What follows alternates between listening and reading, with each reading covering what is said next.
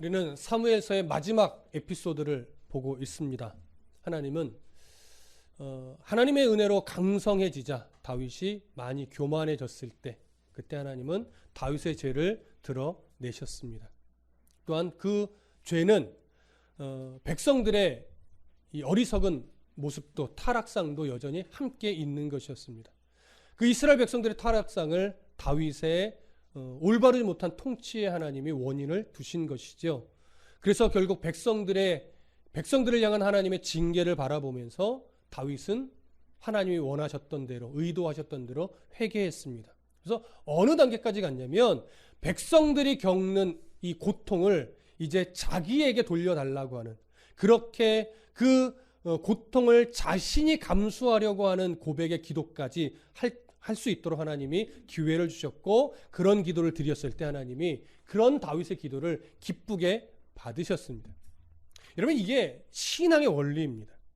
신앙이라고 하는 것은 뭐냐면 내가 잘했을 때 칭찬을 받는 것도 물론 있겠죠. 그러나 성경에 끊임없이 증언하는 것은 뭐냐면, 신앙은 우리가 처음부터 잘해서 야 기특하다, 너 대견하다, 최고다 이렇게 인정받는 게 아닙니다. 여전히 아무리 은혜를 받아도 자꾸 이기적으로 가고 내 욕심으로 가고 내 중심으로 가는 신앙을 하나님이 다듬으시려고요, 그의 인생을 계속 간섭해요. 그러다가 그 하나님의 간섭하심 속에서 죄송합니다, 제가 잘못했습니다, 이제 더 잘하겠습니다 하면서 회개하고 고백하고 그의 삶을 돌이켰을 때 하나님은요, 네 신앙 참 최고다, 너무 멋있다, 너의 그 고백을 내가 기쁘게 받았다, 이렇게 인정해 주는 거예요. 그러니까 아브라함도 마찬가지였고 야곱도 마찬가지였고 요셉도 마찬가지였고 그 모든 성경의 수많은 인물들이요, 그가 잘해서 인정받은 적이 한 명도 없습니다. 결국 하나님이 굴복시키셨고 하나님이 꺾으셨고 하나님이 고백을 받아내셔요. 근데 그렇게 말하자면 엎드려서 저를 받아놓고 야, 너 참 신앙 좋구나, 엎드려 절 받아놓고 야, 너의 신앙이 너무 귀하다, 이렇게 인정하는 거죠. 여러분, 우리가 다윗의 삶을 사무엘서에서 끊임없이 계속 살펴봤지만 사실 다윗에게 이쁜 구석이 몇 번 되지 않았어요. 그런데도 하나님은 다윗을 내가 버릴 거야, 너 미워, 너 왜 그렇게 하냐, 이렇게 하지 않았어요. 계속해서 다윗의 편을 들어주시면서도 필요한 징계를 내려주시면서 끊임없이 다윗이 다시 그 마음을 하나님께로 돌이키게 합니다. 그래서 돌이키면 참 이뻐하시는 거예요. 너무 귀하게 여겨주시는 거예요. 지금 다윗도 마찬가지입니다. 이 정도 됐으면요, 이 다윗이 왕에 섰을 때 교만 부리면 정말 한 대 제대로 맞아야 돼요. 그런데 맞긴 맞았지만 어떻게 해요?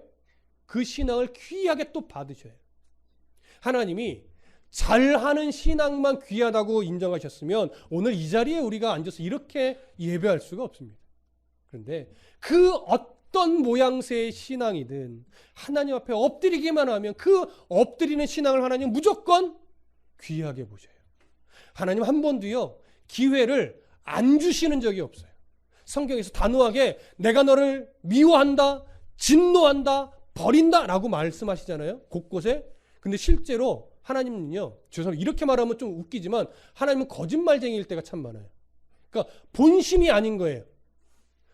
내가 너를 미워한다, 후회한다, 버린다 라고 해놓고서 버린 적이 한 번도 없습니다. 그게 우리를 향한 하나님의 사랑이에요. 그런 하나님의 사랑을 다윗이 이때 또한 받은 것이고 오늘 우리도 여전히 그 사랑을 받고 있는 중이죠.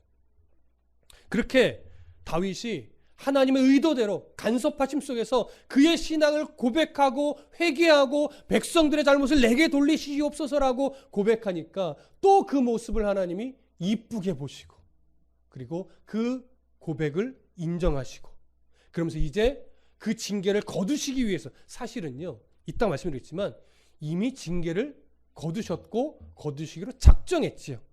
그렇게 이미 하나님 마음을 딱 품어놓으시고 하나님이 다윗에게 뭐라 하냐면 내가 징계를 거둘 거야. 그런데 네가 아라우나의 타작마당에서 제사를 드려야 돼. 마치 제사가 조건인 것처럼 말씀하시지만 사실 조건이에요, 아니에요? 아니에요. 제사를 통해서 뭘 느끼라는 겁니까? 하나님의 마음을 느끼라는 거죠. 우리가 저번 주에 살펴봤잖아요. 이미 하나님이요, 됐어, 징계 그 정도면 돼 하고 멈추셨어요. 그래 놓고서 뒤에서 뭐라고 말하니, 마치 딴 말하는 것처럼 너 번제 드려, 그래야 이 재앙을 그칠 거야, 이렇게 말하는 거예요. 이게 하나님의 마음이에요. 우리한테는 때로는 단호하게, 때로는 엄하게, 때로는 무섭게 나타나시기도 합니다. 꼭 그런 것이 아니고. 근데 그 이면에는 하나님 화가 나신 게 아니라요, 안타까우신 거예요. 깊이 사랑하시기 때문에 그래요. 그런 하나님의 마음을 느낄 수가 있어야 되는 거죠. 다윗은 그런 하나님의 사랑을 더 깊게 지금 느껴가는 중입니다. 자, 그래서 하나님이 다윗에게 뭐라고 말씀하시는가? 18절 함께 보시죠. 함께 읽습니다. 시작. 이 날에 갓이 다윗에게 이르러 그에게 아뢰되 올라가서 여부스 사람 아라우나의 타작마당에서 여호와를 위하여 제단을 쌓으소서 하매. 자, 왜 아라우나의 타작마당에서 제사를 드리라고 했을까요? 잠깐 저번 시간에 언급했는데 바로 이곳에서, 이 위치에서 재앙을 하나님이 멈추셨어요. 그래서 이 자리에서 번제를 쌓으라고 한 것인데, 여기에는요, 시간이 흘러가 보면 하나님이 어떤 의도가 있으셨던 것을 우리가 조금 깨닫게 돼요. 자, 아라우나의 이 타작마당, 어떤 자리인지 아십니까? 이 자리가 아브라함이요, 아들 이삭을 바치려고 했던 산이에요. 이 산이. 그리고 이 산이 어디냐면 시온산이에요. 예루살렘에 있는 산이에요. 그리고 바로 이 제사를 드린 이 자리에 뭐가 세워질까요? 솔로몬에 의해 성전이 세워질 자리예요.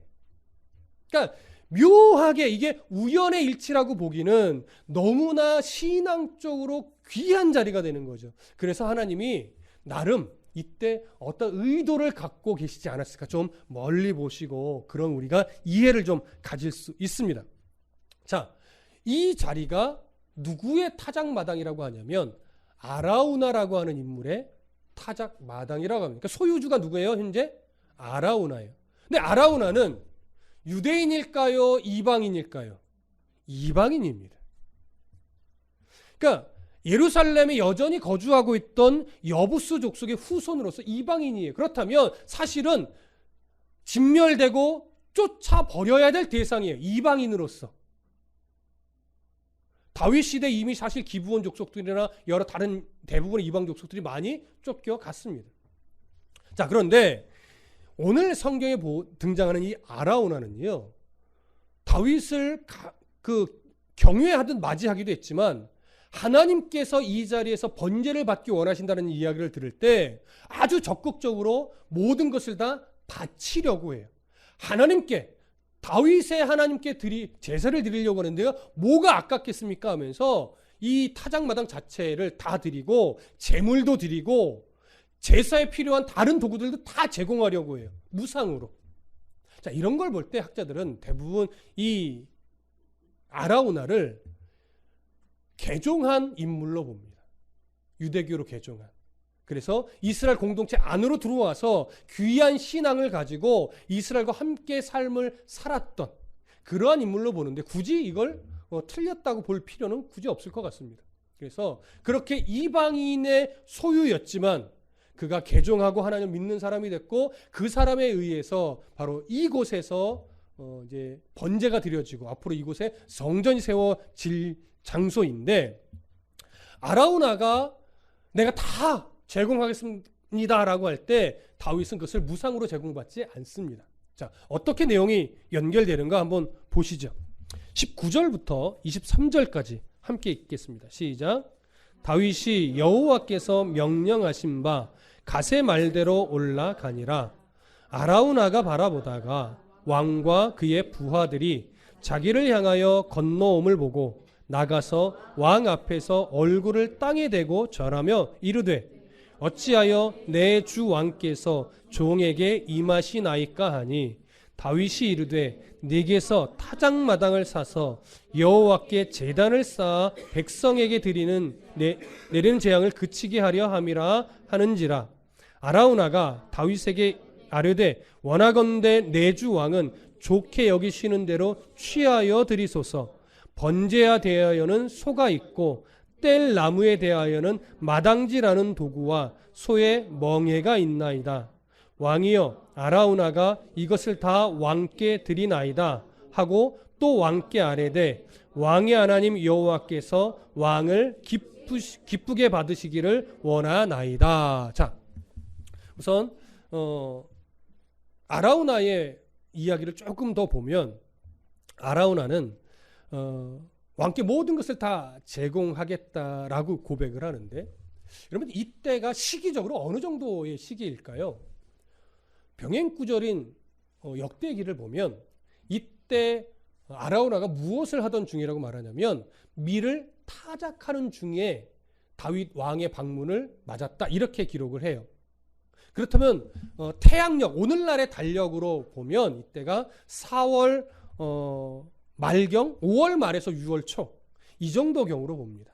그래서 이때쯤 밀이 타작하는 시기이기 때문에 시기적은 이쯤 되는데, 이때 하나님께서 전염병의 재앙을 내리셨고 아라우나의 타작마당쯤 지나갈 때 거기서 이 재앙을 멈추셨습니다. 그리고 아라우나는 다윗 왕에게 이 재앙을 멈추기 위해서 여기서 하나님 제사를 드리라 라고 명령했다라고 하니까 내가 다 제공하겠습니다, 이렇게 이야기를 했죠. 그럴 때 다윗이 이제 그것을 정중하게 거절하는데 24절과 25절입니다. 함께 읽습니다. 시작. 왕이 아라우나에게 이르되 그렇지 아니하다. 내가 값을 주고 네게서 살이라. 값 없이는 내 하나님 여호와께 번제를 드리지 아니하리라 하고, 다윗이 은 50세겔로 타작마당과 소를 사고 그곳에서 여호와를 위하여 제단을 쌓고 번제와 화목제를 드렸더니 이에 여호와께서 그 땅을 위한 기도를 들으심에 이스라엘에게 내리는 재앙이 그쳤더라. 자, 다윗은 사실 아라우나의 이 마음을 귀하게 받습니다. 하지만 아라우나가 얘기했던 대로 무상으로 받지는 않고 내가 정당한 값을 주고 이 밭을 사겠다, 이렇게 이야기를 하죠. 여러분, 정당한 값을 주고 밭을 사겠다 할 때 이 산다라고 하는 단어가 좀 중요한 의미가 돼요. 히브리어로는 카나라고 하는 단어인데, 이 카나라고 하는 단어는 원어적 의미를 보면 어떤 의미냐면 하나님께서 백성들을 포로로부터 구속하신다, 이런 의미가 돼요. 그래서 여기에 무슨 의미가 들어요? 구속의 의미가 들어가는 거예요. 그러니까 하나님께서 자기 백성들의 죄를 용서하고 구속할 때 하나님은 항상 무엇을 치르게 하는 거예요?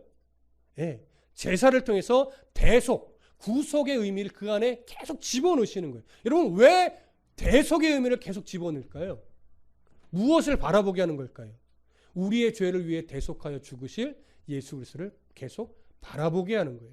그런데 이제 놀라운 하나님의 이 어떤 섭리적 사건들이 일어나는데, 오늘 분명 사무엘 하에서는요 24절에서는 이 타작마당을 몇 세겔로 사냐면 은 50세겔로 샀다라고 기록을 해요. 은 50세겔. 그런데 병행 구절을 한번 봐볼게요. 역대상 21장으로 가봅니다. 역대상 21장 24절.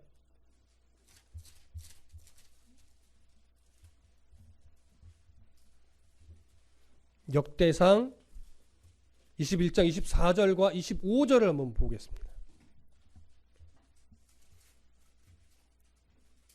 역대상 21장 24절과 25절.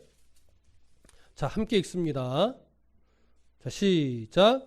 다윗 왕이 오르난에게 이르되 그렇지 아니하다. 내가 반드시 상당한 값으로 사리라. 내가 여호와께 드리려고 네 물건을 빼앗지 아니하겠고 값 없이는 번제를 드리지도 아니하리라 하니라. 그리하여 다윗은 그 터값으로 금 600세겔을 달아 오르난에게 주고, 여기 오르난이 아라우나랑 동일한 이름입니다. 동일 인물입니다. 자, 그런데 여기서는 그 턱값으로 얼마를 주었대요? 그것도 은이 아니라 금 600세겔이에요. 자, 이 차이를 어떻게 우리가 해결할까요? 사무엘하에서는 은 50세겔이에요. 그런데 역대기에서는 금 600세겔이에요. 자, 이 차이는요, 오류가 아니라 여기 이 사무엘서에서는 무엇을 중심으로 표현했냐면 타작마당에서 드리는 제사를 중심으로 표현한 거예요. 근데 역대기는 무엇을 바라보게 하냐면 성전을 바라봅니다. 그러다 보니까 여기서는 타작마당에 대한 금액만을 표현하고 있고 그 뒤에서는요, 그 산 전체, 아라우나가 소유하고 있던 그 산 전체를 산 것으로 볼 수 있는 겁니다. 그러니까 결국 이 산에서 무엇을 결과적으로는 준비하는 그 결과가 된 거예요? 무엇을 준비하는 결과가 된 거예요? 성전 부지를 구입하는 결과가 된 거죠. 그러면 그 성전에서는 끊임없이 예수 그리스도 오실 때까지 무엇이 행해질까요? 속죄 제사가 시행이 되죠. 속죄 제사는 항상 제물이 대신 죄를 전가받아 우리 사람의 죄를 끌어안고 대신 죽는 대속의 제사가 계속 이루어지는 것입니다. 그리고 그 성전의 완성으로서 누가 오시는 거예요? 예수 그리스도께서 오시는 거예요. 그러니 이러한 성전이 세워질 자리에서 백성들의 죄를 대신하여 제사가 드려지는데 이것을 무상으로 제공받아서는 안 되는 거죠. 핏값으로 대신 대속되는 이 구속의 의미가 있어야 돼요. 그래서 다윗이 그냥 내가 너의 호의를 그냥 받지 않겠다. 정당한 값을 지불하고 내가 이 땅을 사서 하나님 앞에 번제를 드릴 것이고 또 이 땅을 하나님께 드리겠다.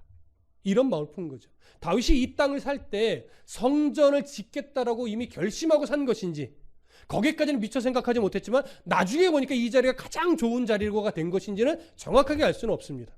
근데 결과적으로는 이렇게 산 땅이 대속의 자리이며 성전이 세워지는 자리가 된 것이지요. 자, 이런 것들을 볼 때 구약 성경은 언제나 예수 그리스도를 향하여서 대속의 의미, 구속의 의미를 계속 담고 있음을 우리가 볼 수 있습니다. 그래서 어떤 학자들은 모든 설교는 구속사적으로 설교해야 된다 이렇게 말하기도 해요. 그러니까 구속사적으로 설교한다는 건 뭐예요? 구약의 모든 본문이 항상 예수 그리스도로 끝나야 된다 이런 얘기와 같아요.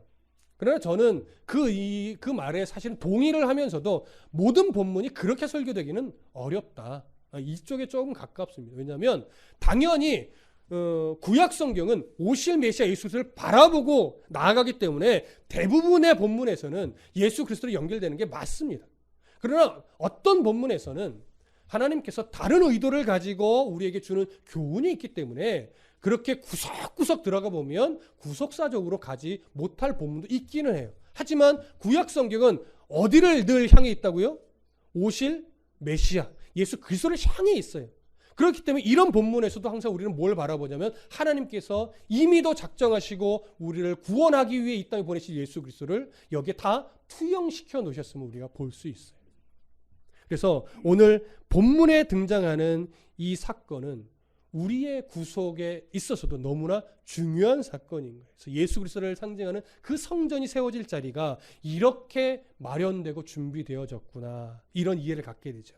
그렇게 구입한 이 타작마당에서 드디어 제사를 드립니다. 25절 한 번 더 읽겠습니다. 시작. 그곳에서 여호와를 위하여 제단을 쌓고 번제와 화목제를 드렸더니 이에 여호와께서 그 땅을 위한 기도를 들으심에 이스라엘에게 내리는 재앙이 그쳤더라. 25절에 여호와를 위해 제단을 쌓고 번제와 화목제를 드렸다 이렇게 되어 있습니다. 원문으로 보면 복수로 되어 있어요. 여러 번의 번제를 드렸고 여러 번의 화목 제사를 드린 것으로 여겨집니다. 그러면서 하나님 앞에 드릴 수 있는 충분한 제사를 올려 드려요.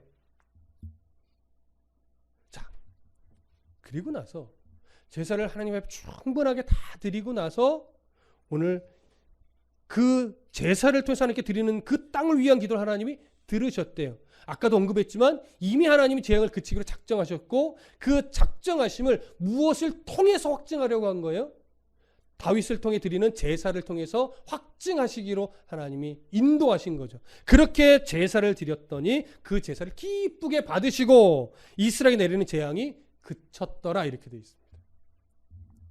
자, 그러면 이제 좀 정신을 차리고 딱 들으셔야 될 게 뭐냐면 사무엘 상하는 우리가 서론을 공부할 때 한 권의 책이라고 말씀드렸습니다. 분량상 이걸 상하로 나누었어요. 예전 히브리 성경에는 한 권으로 되어 있습니다. 근데 사무엘상하는 물론 사무엘의 태어남부터 시작을 하지만 왕정 시대를 여는 책으로서 사울 왕으로부터 시작해서 다윗 왕이 세워지고 다윗 왕의 최절정까지 갑니다. 그러면서 다윗 이야기로 매듭이 지는 게 사무엘서인데 사실은 실제로 다윗 이야기가 사무엘서에서 매듭이 지어지나요? 그렇지 않죠. 열왕기상 1장, 2장까지 가야지 다윗이 사실은 죽음을 맞으면 매듭이 지어져요. 그런데 이상하게 사무엘서는 다윗 이야기를 끝까지 매듭을 짓지 않고 또 뭔가 우아한 결론이 아니라 마지막 사건도 다윗의 연약함, 범죄, 이스라엘의 범죄, 재앙, 그래서 제사를 지니고 재앙이 그쳤다라고 하는 것으로 그냥 매듭이 져요. 뭔가 이런 역사서의 결론으로는 좀 맞지 않습니다. 그런데 왜 사무엘서의 그 매듭을 이렇게 재앙이 번제를 드려 재앙이 그친 사건으로 매듭을 졌을까요? 자, 이거는요. 이제 다음 주에 열왕기상 설을 하면서도 제가 말씀을 드릴 텐데 사무엘서와 열왕기서는 분류하자면 사무엘 상하, 열왕기 상하 4권으로 되어 있지만 실제로는 묶어서 한 권입니다. 편의상 역사 속에서 그것이 나눠지기 시작하더니 이제 역사 속에서 사무엘도 상하로 열왕기서도 상하로 나누어졌을 뿐이에요. 그러니까 사실 사무엘서를 이렇게 매듭졌다라고 말하는 것은 어떻게 보면 조금은 맞는 말은 아니죠. 하지만 하나님이 이제 지금의 시대의 성경을 정경화하고 정리를 하게 하면서 이렇게 매듭지기에 섭리한 데는 이유가 있는 것으로 봅니다. 그래서 한 권이기 때문에 왜 이렇게 매듭졌느냐라고 말하는 것은 조금 사실은 문제가 있기는 해요. 그럼에도 불구하고 하나님이 섭리적으로 역사하셔서 사무엘 상하, 열왕기 상하로 4권으로 나누게 하신 다음에 사무엘 하의 마무리를 이렇게 한 것에는 어떤 의도로 우리가 볼 수 있냐면 이스라엘을 지키고 보호하고 재앙을 그치게 하는 데 있어서는 다윗과 같은 위대한 통치자의 역할이 중요하다, 중요하지 않다? 중요하지 않다. 함정에 안 빠지시네 이제. 중요하지 않습니다. 다윗의 역할이 중요한 것이니까 이 말은 다윗의 왕으로서의 능력이 중요한 게 아니라는 거예요. 이스라엘이 지켜지고 보호되고 재앙이 그치는 건 철저하게 누구의 은혜로만 가능한 거예요? 하나님의 은혜로만 가능한 거예요. 그런데 하나님이 왕을 세워놓을 때 뭐냐면 내가 그 왕을 통해서 하나님의 은혜가 이 땅 가운데 뭐하게 하겠다는 겁니까? 임하게 하겠다는 거예요. 그래서 하나님이 그렇게 하나님이 세우신 왕을 통해 무엇을 드리게 해요? 번제를 드리게 해요. 그리고 그 번제를 통해 재앙이 그치게 하는 거예요. 그래서 하나님께서 이 땅의 권세는 아무리 악한 권세라 하더라도 그 권세는 다 하나님의 허락하에 내시는 거라고 하는 거예요. 그래서 기본적으로 기독교적인 시선은요. 하나님을 믿는 왕이든 하나님을 믿지 않는 왕이든 어떤 왕이든 어떤 대통령이든 그 권세를 하나님이 내신 겁니다. 그래서 대통령이나 왕적 권세를 가진 자를 무작정 대항하는 것이 성경의 이해가 아니라 성경은요. 그 권세자가 그 자신의 권세를 하나님이 내신 걸 깨닫고 그 권세 아래 바르게 통치할 수 있도록 우리는 끊임없이 기도해 주는 것이 기본적인 방향성입니다. 그 방향성을 놓치고 무엇인가 다른 것을 한다는 것은 사실 옳지 않아요. 그것이 전제가 먼저 되어야 돼요. 그럴 때 하나님은요. 하나님께서 허락하신 권세를 통해 무엇인가를 이루어 가시는 거예요. 그걸 꼭 명심하십시오.